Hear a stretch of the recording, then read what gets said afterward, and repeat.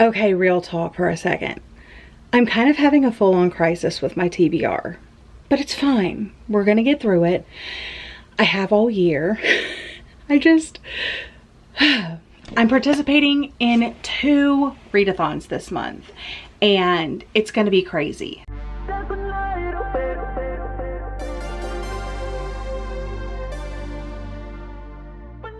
So let's go ahead and jump into my March TBR. This being said, things could change.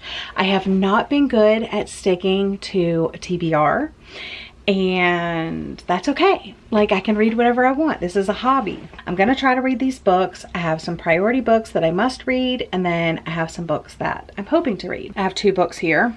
I have The Hunger Games by Suzanne Collins and Murder on the Orient Express by Agatha Christie. Both of these are very well known.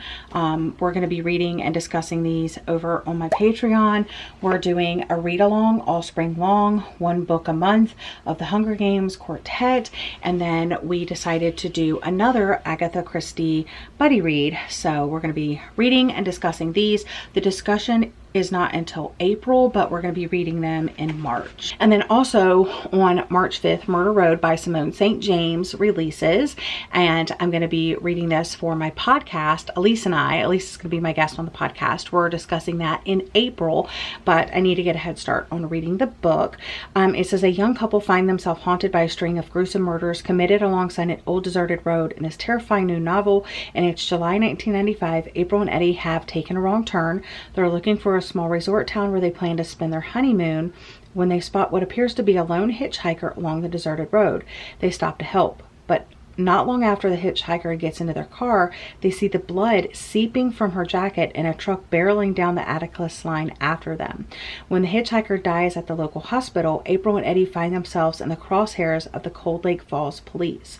Unexplained murders have been happening along Atticus line for years, and the cops finally have 2 witnesses who easily become their only suspects. As April and Eddie start to dig into the history of the town and the horrible stretch of road to clear their names, they soon learn that there is something supernatural at work, something that could not only tear the town and its dark secrets apart, but take April and Eddie down with it all. So if you are interested in picking up this book and reading along with us, then you can tune in to the podcast in April. And yeah, the link for my podcast is down in the description box, just in case you're not already following it. All right, next I have 2 book clubs that I'm going to be participating in. Of course, my in-person book club is going to be reading First Lie Wins by Ashley Elston. This is a thriller. I picked it up from Book of the Month. I've been hearing great things, and I'm just really excited about it. It says, Evie Porter has everything a nice Southern girl could want: a doting boyfriend, a house with a white picket fence, a tight group of friends. The only catch,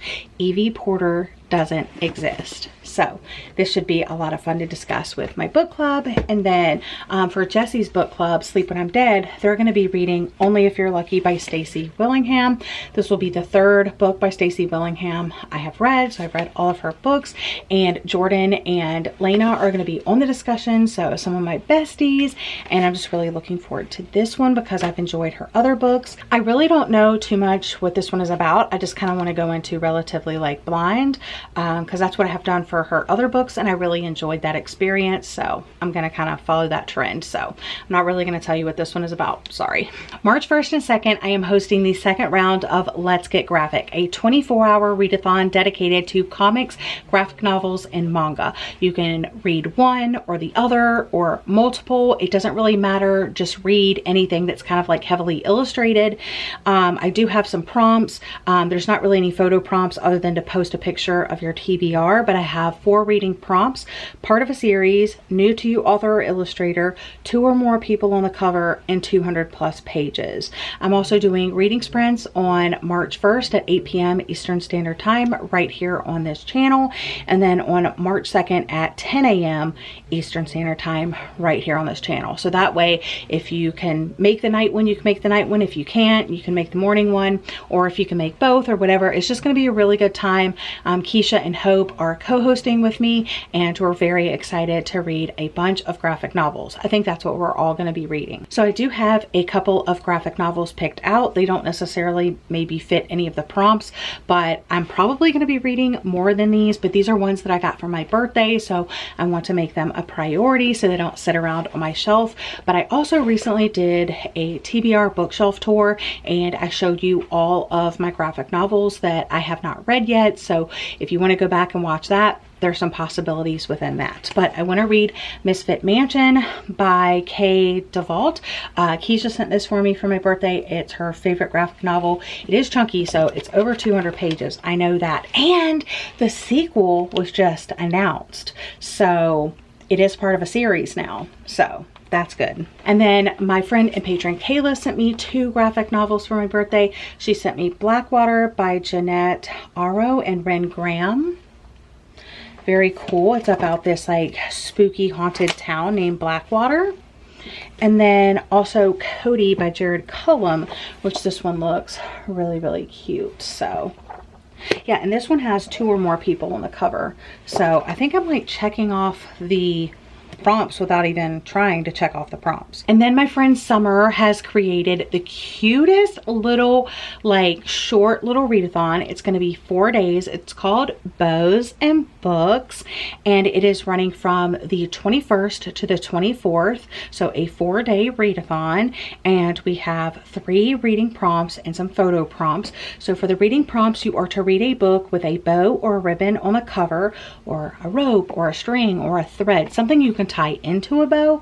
And then the second reading prompt is to read a book by a female author. And then the third one, you're going to pick a bow, and then that will give you your 3rd reading prompt. And then the photo prompts for day 1, post a picture of your TBR. Day 2 is bow. Day 3 is floral. Day 4 is tea.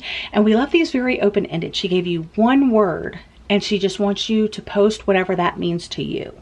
And then she does have an activity prompt of have a tea party, which I think is so cute. And she is hosting reading sprints on March 21st and March 24th, both at 8 p.m. Eastern Standard Time. I am a little unsure about my TBR for this because I do have Picking Daisies on Sundays coming, and I really want to read that, so I might do that. But I also have these 3 that I would like to read, so who knows which one I'm going to make a priority. But I did get Good Girl Complex for my birthday by Elle Kennedy, and she has like a little bow on her shirt right there, so I'm going to count that. But this one is about, it's the first book in a series. She does everything right, so what could go wrong? Mac Habit is a people pleaser. It's exhausting, really always following the rules. All she wants to do is focus on growing her internet business, but first she must get a college degree at her parents' insistence. That means moving to the beachside town of Avalon Bay, a community made up of locals and the wealthy students of Garnet College.